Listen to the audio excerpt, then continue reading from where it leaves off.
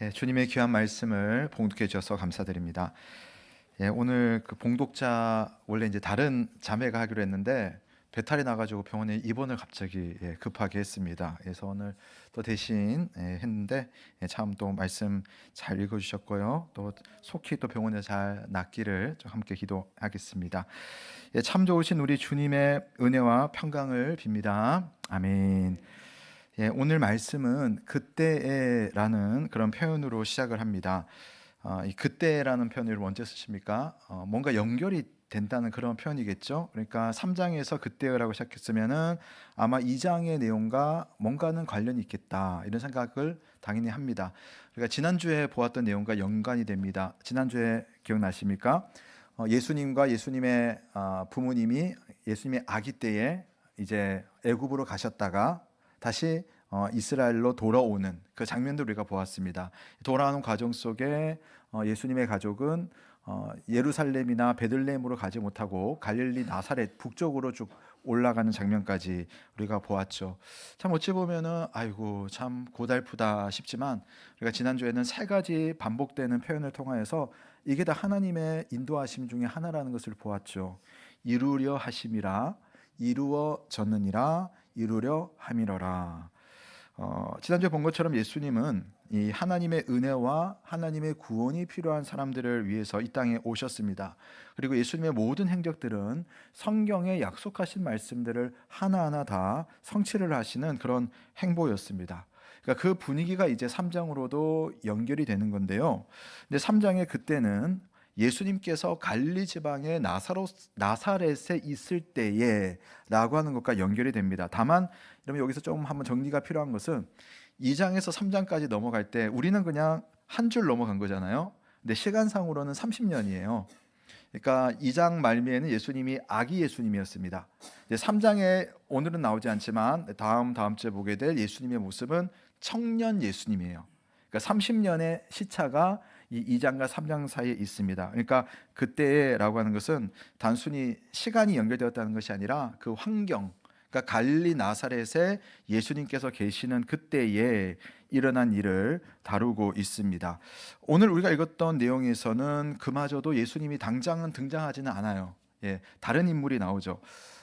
영화나 드라마 여러분 좋아하시는 분들은 어떤 하나의 에피소드가 끝나고 나면은 어떤 영화나 드라마는 시간을 훌쩍 뛰어넘는 경우들이 있습니다. 뭐 가령 1개월 후 뭐 이렇게 글자가 써 있다든지 뭐 10년 후 이렇게 쓰잖아요. 그러다 보면 이제 장면이 싹 변경되면서 주인공이 안 나오고 뭐 다른 인물이 나온다든지 또 다른 배경이 나온다든지 이렇게 합니다. 그러면 이제 영화를 보는 사람은 좀 더 집중을 하게 되죠. 이게 어떻게 된 일이지? 앞으로 뭐가 전개될까 하는 영화적인 기법이 있습니다. 근데 마태도 그런 기법을 문학적으로 지금 사용을 하는 겁니다. 그러니까 그때에 그럼 당연히 예수님이 탁 튀어나와야 되는데 예수님이 나오지 않고 다른 사람, 바로 요한이라고 하는 사람이 나와서 이야기가 전개되면서 사실 예수님 이야기를 하는 거예요. 그런데 예수님이 어떤 분인가를 더 색다른 방식으로 조명을 해주는 겁니다. 이게 성경을 읽는 그런 묘미라고도 할 수가 있겠습니다. 자, 오늘 나오는 사람의 이름은 요한이죠. 요한. 뒤에는 계속 요한이라고 나오는데 1절에서는 그 요한에다가 한 가지 수식이 되어 있습니다. 뭐라고 되어 있습니까? 세례 요한이라고 되어 있습니다. 이 세례 요한이라는 말은 세례를 베푸는 사람이다 이 말이에요. 다니면서 세례를 베푸는 일을 했던 사람 요한인 겁니다. 이 설명이 왜 필요하냐면은 예수님의 제자 중에도 동명이인이 있었죠. 바로 요한복음을 기록하고 요한 1서, 2서, 3서, 요한계시록을 기록한 우리가 부를 때는 사도 요한 있습니다. 그러니까 사도 요한과 세례 요한은 오늘 여기 세례 요한은 다른 사람이다. 같은 사람이 아니다. 이걸 여러분 좀 기억할 필요가 있겠죠. 자, 근데 요한이 등장하는데 뭐 일반적으로라면은 요한을 좀 설명을 해줄 법도 한데 설명 없이 바로 그냥 요한 이야기가 나와요. 왜냐하면 워낙 유명했던 사람인 겁니다. 그 시대에. 그래서 뭐라고 하는지 한번 그 장면을 보겠습니다. 1절, 2절, 3절인데요. 우리 한번 같이 읽어보겠습니다. 시작. 그때에 세례 요한이 이르러 유대 광야에서 전파하여 말하되 회개하라 천국이 가까이 왔느니라 하였으니 그는 선지자 이사야를 통하여 말씀하신 자라. 일러스되 광야에 외치는 자의 소리가 있어 이르되 너희는 주의 길을 준비하라 그가 오실 길을 곧게 하라 하였느니라. 아멘. 이거 잠깐 여러분 띄워주시고요. 방송실. 자, 1절은 뭐냐면은 사례 요한이 어디서 활동했느냐? 어디서 활동했다고 되어 있죠? 유대 광야에서 활동했습니다. 2절 넘어가시면 사례 요한이 많은 이야기를 했을 거예요. 근데 그가 말했던 이야기의 가장 중요한 핵심은 뭐냐? 뭡니까? 회개하라, 천국이 가까이 왔느니라. 3절로 넘어가시면 그런 요한의 모든 활동이 사실은 구약 성경 이사야에서 예언되었던 말입니다. 그 예언의 말에 의하면은 광야에 외치는 자의 소리가 있어서 이르되 너희는 주님의 길을 준비하라 그가 오실 길을 주님이 오실 길을 곧게 하라라고 하는 예언이 바로 세례 요한을 향한 예언이었다라고 하는 것을 마태가 정리를 해줍니다. 자, 지도 한번 보여주실게요. 요한이 활동했던 장소를 정확하게 우리가 이렇게 특정할 수는 없습니다. 그러나 오늘 보진 않겠지만 여기 5절에 보시면 예루살렘과 온 유다에서 사람들이 와서 세례를 받았다고 해요. 그러니까 거기랑 가까운 곳에서 활동을 했다는 겁니다. 그럼 예루살렘과 유다는 어디냐면은 여러분 지도에서 제일 아래쪽에 있어요. 저기 예루살렘 보이시죠? 저 제일 밑쪽이 왼쪽 편이 유다 지역입니다. 그리고 유다 지역에서 요단강 쪽으로 가면은 유다 광야가 있어요. 그리고 광야 옆에는 강이 하나 있죠. 요단강이 있습니다. 요단강은 한강처럼 그렇게 폭이 크지 않습니다. 물론 비가 많이 왔을 때는 건너기가 어렵지만 평소에는 그냥 이렇게 도보로 건널 수 있는 그런 강이에요. 그러니까 거기서 이제 세례 요한은 사람들을 불러서 아마 요단강 동편 쪽에서 이제 세례를 주었다라고 이제 보고 있습니다. 물론 저 위쪽에도 보시면은 이제 비슷한 공간이 이름이 있어요. 요단강 건너편에 베단이라고 하는 이제 밑에도 베단이 위에도 베단인데 아마 밑에 쪽에 있었던 베단이 쪽에서 세례 요한이 유다 광야와 요단강에서 활약하지 않았느냐라고 볼 수가 있겠습니다. 우선 이제 이렇게 물도 있고 또 뭐 광야라고 하지만은 뭐 사실 나무도 있어요. 기본적으로 유대 광야는 말 그대로 광야입니다. 사진 한번 보여주세요. 이렇게 광야예요. 그러니까 이런 곳에 살았다는 겁니다. 원래 요한의 아버지는 사가랴라고 하는 예루살렘에서 활동하는 제사장이에요. 성전이 거기 있으니까 거기 살았겠죠. 그러면 이제 자연스럽게 요한도 제사장이어서 수도에서 지내면 되는 겁니다. 근데 요한은 그런 길을 선택하지 않고 저렇게 황량한 유다 광야로 가서 지냈던 것이죠. 그것부터 한번 생각을 해보겠습니다. 광야라고 하는 것은 어떤 곳일까? 또 예언의 말씀에서도 보면 광야에서 외치는 자의 소리라고 되어 있는데 광야는 여러분 사람이 지내기에 참 힘든 곳입니다. 그렇죠? 근데 그래서 사실은 더 의미가 있어요. 성경적으로는. 왜냐하면 이 황량한 광야에 들어서는 순간 우리는 여러분 여기서 뭘 도움을 찾을 수 있겠어요? 아무런 도움을 찾을 수가 없고 뭐 여러분 핸드폰이 터지겠습니까? 무슨 장사집이 여러분 저기 있겠습니까? 그런 게 없어요. 오래전 이스라엘의 역사에서 이스라엘 백성들이 40년 동안 광야 생활을 했었고 또 모세와 다윗과 엘리야를 비롯해서 많은 믿음의 사람들이 바로 저런 광야에서 시간을 보냈습니다. 한마디로 광야는 뭐냐면은 유대인들에게 성경에서는 하나님을 만나는 장소가 광야의 의미였어요. 사실 어울리지 않죠. 광야에 뭐가 있다고 아무것도 없는데 사랑 여러분, 지리적인 광야이든 또는 시간적이고 또 환경적인 광야이든 우리는 광야에 서는 순간 하나님과의 더 깊은 만남이 이루어진다는 사실 여러분 아십니까? 왜냐하면 광야는 아무것도 없거든요. 정말 몰리고 몰려서 가게 되는데 그 광야에서의 간절함이 하나님의 말씀에 더 귀를 열어줍니다. 하나님이 일하시는 손길을 아무것도 없기 때문에 더 잘 보게 됩니다. 그래서 우리는 종종 광야로 나갈 필요가 있습니다. 그리고 광야로 내몰렸을 때 그 광야가 그냥 황량한 광야가 아니라 여기에 하나님 계시는 곳이구나 하는 마음으로 광야 생활을 할 수가 있는 것이죠. 처음에는 광야가 아무것도 없는 곳이라고 생각이 되지만 사실은 바로 거기에서 모든 것을 채우시는 하나님께서 함께 하신다는 사실을 광야에서 비로소 우리는 영적인 눈을 열어서 볼 수가 있는 겁니다. 성경의 제일 마지막 책이죠. 동명이인이라고 했는데 사도 요한이 썼던 요한계시록에 이런 구절이 있어요. 용이 자기가 땅으로 내쫓긴 것을 보고 남자를 낳은 여자를 박해하는지라.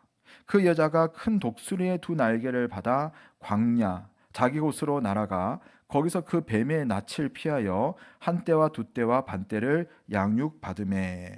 그러니까 요한계시록에 독특한 상징 언어가 있습니다. 용이라고 하는 것은 바로 하나님의 백성을 괴롭히는 사탄의 세력, 악한 세력들 중에 가장 큰 힘을 용으로 상징합니다. 그리고 여기 남자가 나오는데 남자는 여기서 예수님을 상징해요. 그리고 남자를 낳은 여자는 뭐냐면 바로 교회를 말합니다. 예수님을 기다렸다가 예수님이 역사 속에 오셨잖아요. 그래서 그 예수님을 태어나도록 기다렸던 교회를 남자를 낳은 여자라고 표현을 하는 겁니다. 그런데 이 용이 남자를 낳은 여자를 괴롭혀요. 박해합니다. 근데 어려면 어떤 일이 생깁니까? 갑자기 독수리가 나타나가지고 이 상징 언어입니다. 이 여자를 데리고 광야로 가는 겁니다. 광야. 아무것도 없는, 아무 도움이 없는 광야로 교회를 들여다 놔요. 그러니까 교회는 갑작스럽게 광야에 내몰리게 된 겁니다. 근데 오늘 말씀을 보시면 14절에서 광야에서 일어난 일이 뭐냐면은 그곳에서 그 뱀의 낯을 피합니다. 사탄의 공격을 막아주는 거죠. 그리고 한 때와 두 때와 반 때 3년 6개월인데 하나님이 제한된 시간 동안 이 사탄의 공격을 다 이렇게 허락해 주신다는 것을 말해줘요. 거기서 어떤 일이 일어납니까? 하나님의 양육을 받습니다. 광야는 우리를 보호하시는 하나님의 보호막이면서 우리를 길러내시는 하나님의 양육의 장소라는 것을 요한계시록의 언어가 우리에게 말해줍니다. 그런데 여러분, 요한만이 말하는 것이 아니에요. 성경 전체가, 성도가 지나가고 있는 그 광야가 때로는 이와 같은 역할을 한다는 것을 얼마나 자주 말하는지 모릅니다. 시간이 없기 때문에 제가 하나만 말씀드리면 예레미야 선지자는 광야를 이렇게 하나님의 말씀으로 이야기를 합니다. 우리 2절과 3절 한번 같이 읽어볼게요. 시작. 여호와께서 이같이 말씀하시니라.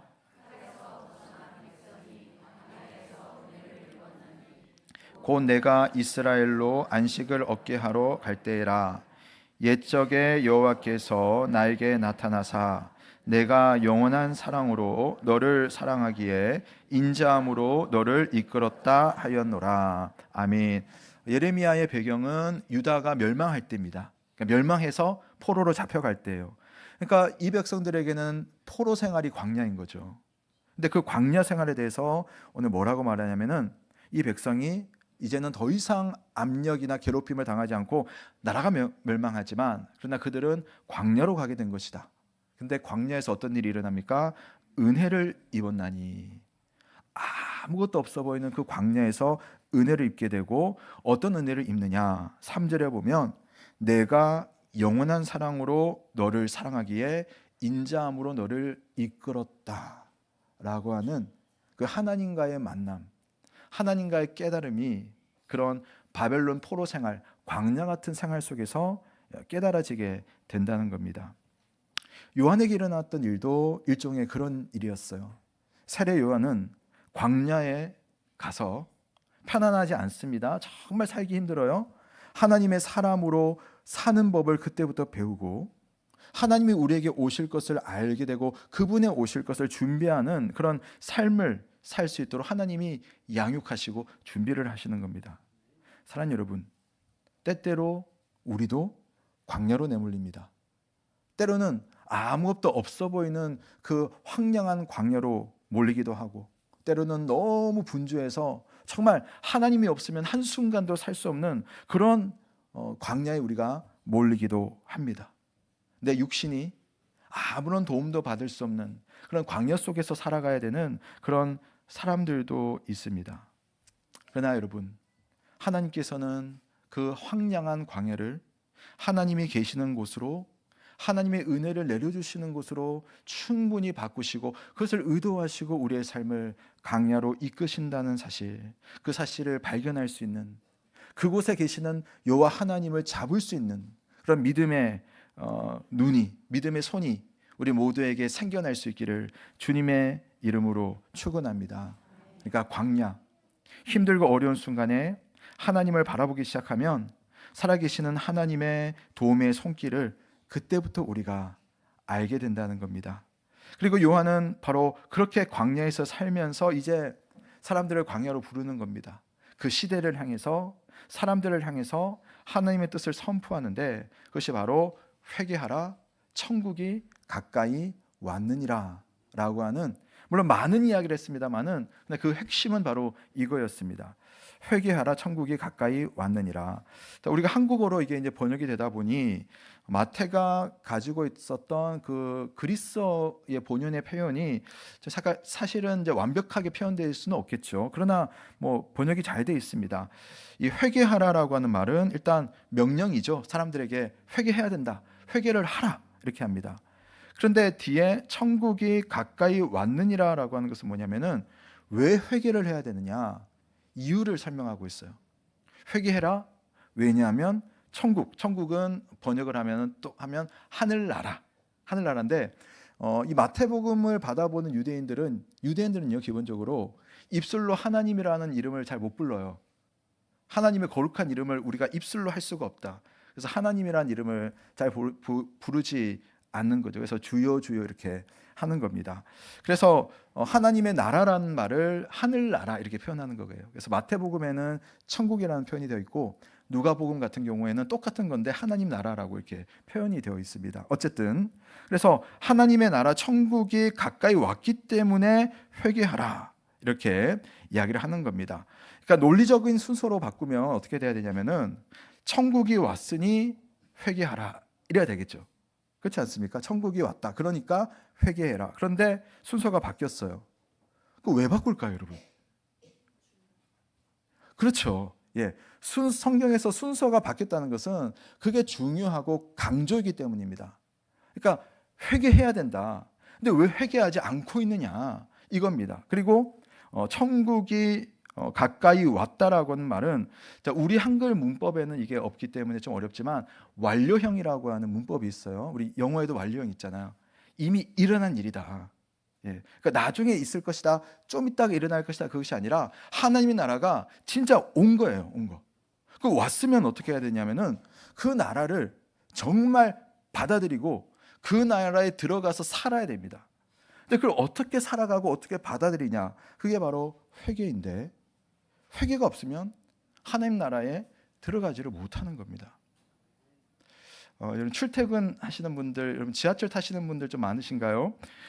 저도 이제 예전에는 지하철 타고 이렇게 뭐 학교도 다녀보고 했지만 뭐 요즘 지하철 탈 일이 없지만 제 경험을 해보면 아마 이제 아침에 이렇게 회사를 가다 보면은 이런 소리가 많이 들릴 겁니다. 잠깐만요, 잠깐만요. 예. 해보신 분 계시죠? 저 내릴게요, 저 비켜주세요 이렇게 하는 거 있잖아요. 근데 참 희한하게 자리가 딱 나와요. 내 앞에서 자리가 나와요. 그 딱 타가지고 한 30분을 가야 되는데 한 5분 가면 잠이 딱 들어요. 그런데 내리기 직전에 눈이 딱 떠져요. 너무너무 신기합니다. 그런데 내리기 직전에 눈이 딱 떠지면 소리를 들으니까 지금 내릴 때예요. 그럼 어떻게 됩니까? 예. 눈만 멀뚱멀뚱 뜨고 있지 않잖아요. 어떻게든 지금 사람이 가득한데 그걸 비집고 가면서 죄송합니다, 좀 내릴게요, 비켜주세요 해가지고 막 이렇게 제껴가지고 그렇게 여러분 내리지 않습니까? 채비를 해야죠. 요한이 외친 것이 바로 그겁니다. 하나님 나라가 지금 왔는데 왜 눈만 멀뚱멀뚱 뜨고 있느냐? 그 나라에서 누릴 수 있는 엄청나게 좋은 하나님의 은혜가 있는데 왜 그걸 하지 않고 있느냐? 회개하라. 천국이 지금 눈앞에 와 있다. 예수님을 통해서 이 땅에 하나님 나라가 왔습니다. 물론 하나님 나라의 완성은 주님이 다시 오실 때 이루어지는 일이겠죠. 그러나 하나님의 통치가 주님이 오신 그 순간부터 우리에게 있고 또 하나님의 은혜가 우리의 삶 가운데 가득 싸고 있어요. 근데 그걸 받아들여야 되는데 사람들이 그걸 받아들이지 않은 채 하나님 나라가 왔구나, 눈만 멀뚱멀뚱 있는 겁니다. 뭘 해야 되느냐? 요한이 보니까 회개하는 마음으로 하나님을 모셔드려야 되는 겁니다. 여러분, 회개라고 하는 것은 어떤 후회, 내가 그때 이랬어야 됐는데 내가 잘못했구나, 이게 아니에요. 물론 그것부터 시작합니다만은 잘못되었으면 방향을 바꾸는 거예요. 바른 길에 돌아서는 것을 회개라고 합니다. 하나님의 나라가 왔습니다. 그 나라에서 일어날 수가 없는 일들이 있어요. 그 나라에서 생각하지 말아야 하는 생각들이 있습니다. 그 나라에서는 하지 말아야 되는 말들이 있어요. 근데 그게 지금 내 머릿속에 있고 내 말 속에 있고 내 생각 속에 있고 내 행동 속에 있습니다. 그러면 하나님 나라가 우리 속에 임할 수가 없는 거죠. 그걸 끊어내는 겁니다. 그게 회개인 것이죠. 하나님 나라에서 일어날 일들, 하나님 나라에서 할 수 있는 생각들, 하나님 나라에서 해야 되는 그런 매너들을 회복하는 것이 바로 회개입니다. 천국이 왔으면 여러분, 천국의 백성답게 살아야죠. 천국에 들어가는 문이 있습니다. 근데 그 문으로 내가 들어가기만 하면 돼요. 근데 내가 지금 너무 많은 죄의 짐을 지금 싸매고 있는 겁니다. 이 짐을 메고 이 문 안으로 들어갈 수가 없어요. 그 뭐 해야 돼요? 짐을 내려놔야죠. 회개를 해야죠. 그거 없이 어떻게 하나님의 나라에 그렇게 낯뜨겁게 들어갈 수가 있겠느냐는 겁니다. 하나님을 몰랐던 사람들은 하나님께로 돌아가는 회개를 해야 되고, 하나님을 이미 알고 있는 사람은 우리의 평상시의 삶 속에서 회개해야 되는 일들이 여러분 얼마나 많습니까? 그걸 가지고 주님께 갈 수 없으므로 우리는 날마다 회개를 하는 겁니다. 여러분, 우리에게는 하나님 나라에 어울리지 않는 그런 수많은 생각과 말과 행동들이 있습니다.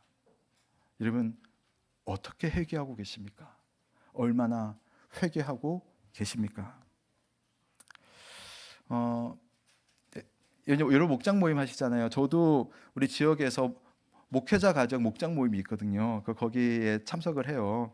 이제 지난주에 참석했었는데 거기 이제 항상 우리 만나는 멤버들인데, 이제 개척교회를 하시는 이제 가정교회 목사님 부부가 항상 오세요. 근데 그분이 그 지난 몇 주 전에 아이들 어린이 목자, 여러분 어른 목자가 있는 것처럼 그 교회는 가정교회가 잘 된 데는 어린이 목장이 있거든요. 어린이 목장에 목자가 있어요. 그 목자들 수련회를 애들이 갔어요. 근데 부모도 같이 갔대요. 교회가 작다 보니까 이제 같이 간 거죠. 근데 뭐 수련회 장소도 열악하고 막 그랬답니다. 근데 애가 그 열악한 장소에서 밥도 맛없고 숙소도 뭐 냉골이고 그랬대요, 겨울에.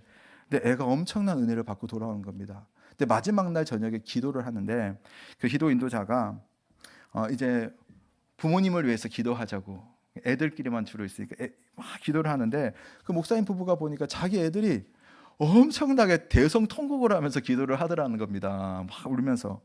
그래가지고 이제 밤에 다 끝나고 숙소로 와가지고, 야, 너 왜 그렇게 울면서 기도했니? 아들 둘인데 초등학교 저학년들이에요. 근데 하는 말이, 아빠 엄마는 목사님이잖아. 교회를 위해서 그렇게 애를 쓰고 있잖아. 근데 내가 목사님 아들인데 엄마 말 참 안 들었던 것 같아. 아빠가 하자는 대로 참 안 했던 것 같아. 그게 너무 미안해서 하나님 앞에 회개를 했어. 그리고 돌아가면 잘할게.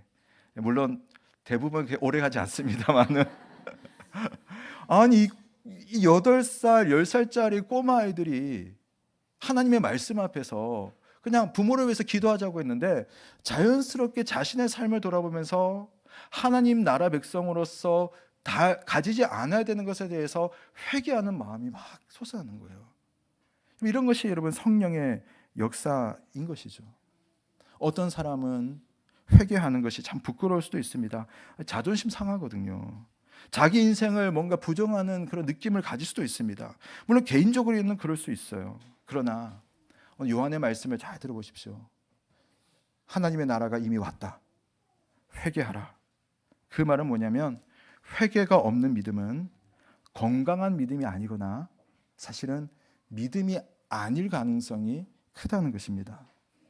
회개할 것이 보이고 회개하는 것이 오히려 하나님의 사랑을 받는 증거라는 사실. 그래서 여러분, 회개하는 것은 여러분 내가 죄가 너무 많은 인간이구나 이것이 아니라 하나님의 은혜를 내가 오늘도 받았구나. 내 삶에 이렇게 부끄러운 죄악들을 하나님 앞에 고백할 수 있으니 얼마나 감사한 일인가 인 겁니다.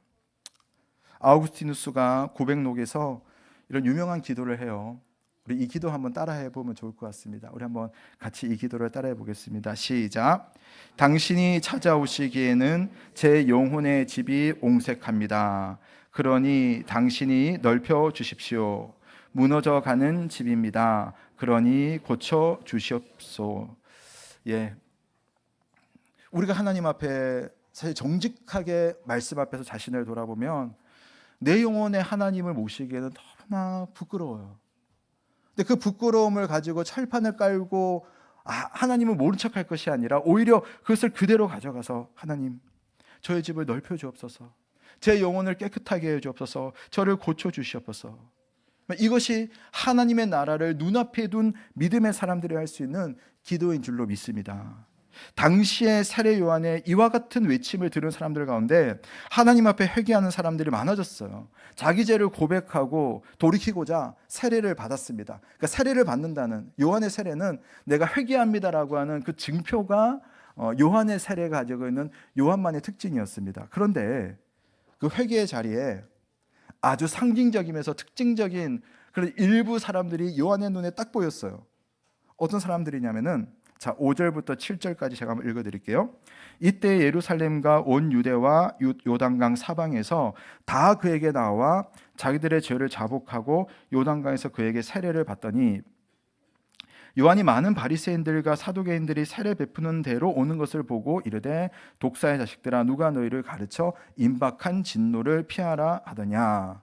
예, 모든 사람에게 이 욕 같은 말을 한 게 아니에요. 누구에게 했냐면은 바리새인들과 사두개인들에게 이야기를 했어요. 왜 그랬을까요?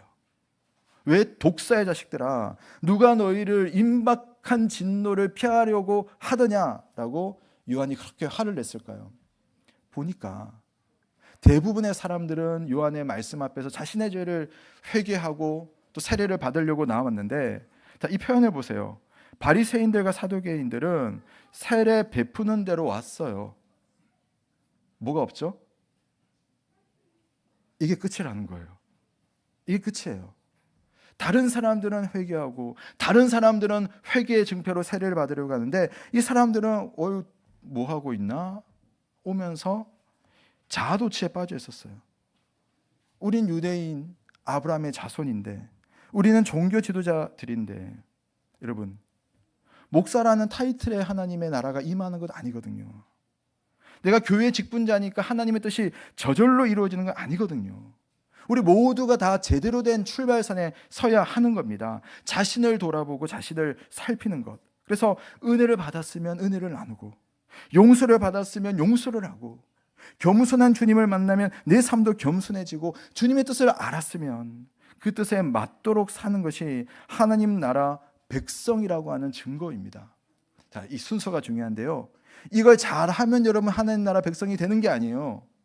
하나님 나라 백성이면 이걸 하게 되어 있는 거예요. 그러니까 일종의 이게 여러분 하나의 증거가 되는 겁니다.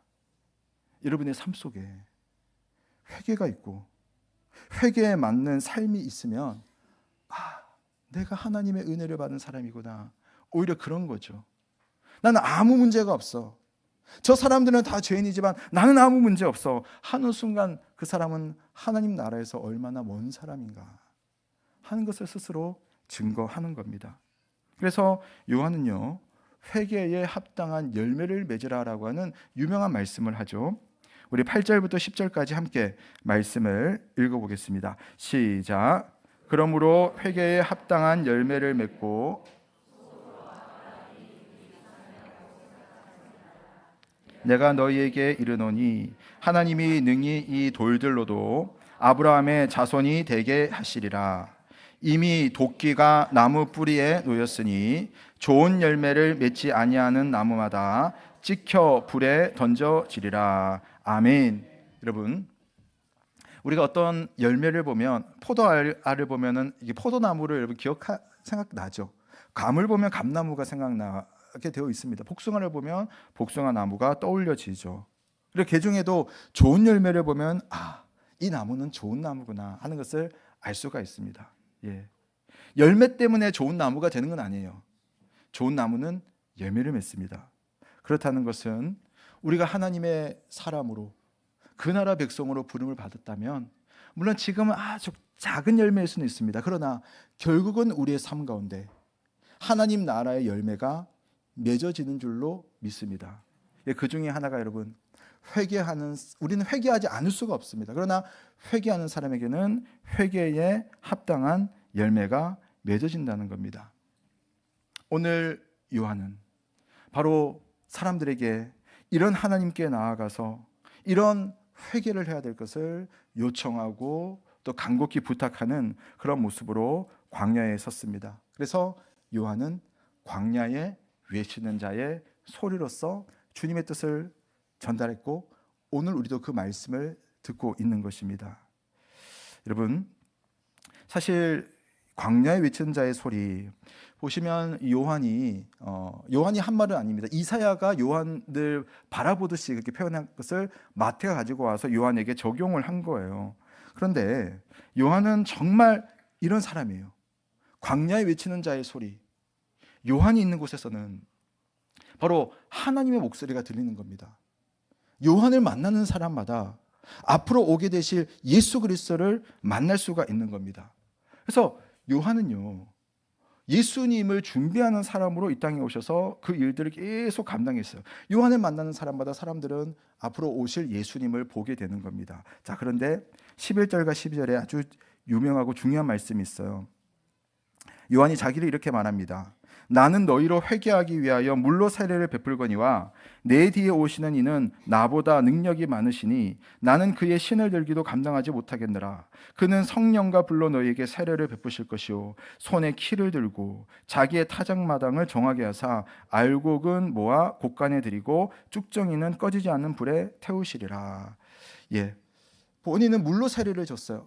내가 회개했다고 하는 그 증거가 요한의 세례였습니다. 근데 내 뒤에 오시는 이는 나랑은 차원이 다른 분이 오실 것이다. 예수님이 오시는 거예요. 그분이 오셔서 뭘 하냐면은 불로 세례를 주시고 성령으로 세례를 주실 것이다. 너희들이 용서받은 것에 대한 표로 내가 물로 세례를 주었다면 그분이 오셔서 그분의 세례를 받게 되면 성령의 세례에 생명을 살리는 세례가 올 것이다. 불의 세례, 우리를 정말 용서하고 깨끗하게 하고 정금과 같이 단련시키는 그런 세례를 너희가 받을 것이다. 그러니 그분을 기다리며 오늘의 삶을 회개하며 주님을 모셔드리자. 요한은 그렇게 이야기를 하고 있습니다. 그리고 마지막 날 그런 준비가 된 자들이 심판 앞에서 심판의 뜨거운 불구덩이에 들어가지 않는 겁니다. 사진 하나 보여주세요. 키 사진. 우리 아이들은 이게 뭔지 잘 모르겠지만 어른들은 잘 아시죠? 키질을 하는 거지 않습니까? 저거 왜 합니까? 쭉정이 곤란해. 가벼운 것은 날아가 버리고 이제 알곡만 여기 딱 남으면 이제 그거 모아드리는 거지 않습니까? 그럼 이제 이 키에서 제외된 거 가벼워 가지고 날려버리는 그것은 결국 다 불에 태워버리는 거죠. 이게 12절 말씀입니다. 왜 이 말씀을 합니까? 믿음이 있노라 하면서 알곡이 아닌 사람은 과연 믿음인가? 하나님께서 과연 우리에게 키질을 했을 때, 바람이 불 때, 고난이 있을 때, 유혹이 있을 때 저 땅바닥으로 날려가 버리는 쭉정이일 것인가? 아니면 이 키에 남아서 주님의 은혜스러운 나라에 들어갈 알곡인가? 스스로를 돌아보라는 것입니다. 우리는 어떤 믿음을 가지고 있습니까? 다시 말씀드립니다. 내가 뭘 해서 구원받는 것이 아니에요. 내가 정말 하나님의 은혜로 구원받은 백성이라면 자연스럽게 이런 믿음이 따라오게 되어 있습니다. 요한은 바로 그 이야기를 하면서 나는 그분의 신을 들기에도 감당하지 못하겠노라 라고 하는 그런 이야기를 합니다. 저는 오늘 이 이사야서가 이야기했던 광야에 외치는 자의 소리라는 이 말이 너무너무 은혜스럽게 들리고 감동적인 표현인 것 같아요. 왜냐하면 요한을 표현한 말이거든요. 그러면 광야에 외치는 자가 있도다 이렇게 해도 돼요. 맞잖아요. 광야에 외치는 자가 요한이니까. 근데 광야에 외치는 자의 소리라고 했어요. 한 번 더 수식이 되어 있습니다. 여러분 소리가 뭡니까? 소리. 물론 제가 지금 소리를 하고 있잖아요. 소리를 하고 나면 저의 목소리는 여러분에게 안 남아 있어요. 사라져 버리지 않습니까? 그런데 뭐가 남아있냐면은 소리가 지칭하고 있는 그 말씀이 남아있는 겁니다. 요한은 뭘 말하냐면 나는 소리다. 나라는 소리를 통해서 예수님이 여러분에게 남아야 되고 예수님이 우리의 삶을 주장해야 되고 예수님만 주인이 되면 난 충분하다. 나는 그의 신을 들기에도 부족한 존재입니다. 그분이 완성해 주실 것입니다. 라고 이야기를 하고 있습니다. 우리가 나중에 보겠지만 예수님의 사역은 세례 요한과 상당히 비슷한 부분들이 많습니다. 다른 말로 하면 세례 요한은 예수님을 닮았어요. 그런데 예수님을 가장 닮은 사람이 가장 겸손합니다. 예수님의 성품이 겸손이기 때문이죠. 교회에서 가장 믿음이 좋은 사람은 내가 믿음이 좋아가 아니에요. 나는 이렇게 믿음이 약해. 이런 사람이 보면 진짜 믿음이 좋습니다. 가장 은혜 받는 사람은 나는 은혜가 오늘도 필요해. 은혜가 고파가지고 은혜를 구하는 사람인 줄로 믿으시길 바랍니다. 여러분, 우리가 오늘도 주님의 일을 하고 교회를 섬길 때에 우리 모든 온세로교회 성도들이 각자 요한의 믿음이 우리 속에 믿음이 될 수 있기를 주님의 이름으로 축복합니다. 그래서 나를 통해서 내가 막 드러나지 않아도 돼요. 내가 다 인정받아주지 않아도 됩니다. 주님의 뜻이 드러나면 충분합니다. 나는 소리이고 그 소리의 내용인 주님이 내게 담겨져 있기 때문에 예수님의 일이 이루어질 때마다 이 모든 것이 하나님의 은혜입니다라고 말할 줄 알고 나는 소리에 불과하고 내용은 주님이십니다 라고 말할 줄 아는 이들이 모여있는 교회, 그런 목사, 그런 장로, 그런 권사, 그런 집사, 그런 성도들이 모인 우리 온세로 교회, 하나님께서 만들어 가 주실 것으로 믿습니다. 천국이 그런 모습이라면 우리 온세로 교회가 조금이라도 더 천국을 닮아가는 모습, 우리들 각자가 요한의 길을 따라갈 수 있기를 주님의 이름으로 축원합니다. 아멘.